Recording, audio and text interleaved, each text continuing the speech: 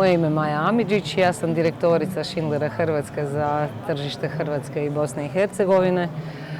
Schindler Hrvatska je dio švicarske grupacije sa sjedištem u Ebikonu sa 150-godišnjom tradicijom koja eto od 2006. godine posluje samostalno na teritoriju Hrvatske i Bosne i Hercegovine. Schindler, vjerujem da dosta ljudi poznaju ime, ali evo ukratko, dakle, tvrtka koja se bavi proizvodnjom, montažom, a onda i održavanjem dizala, pokretnih traka i pokretnih stepenica.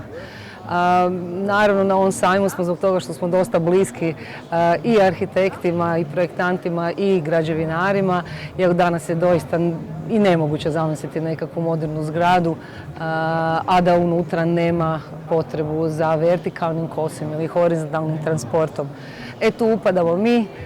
Naš je zadatak pomoći prvenstveno arhitektima i projektantima da iznađu najbolju soluciju za njihovu građevinu i njihovu potrebu i imamo vlastite projektante koje onda zajedno u suradnji sa tim uredima projektantskim rade projekte horizontalnog prometa i vertikalnog.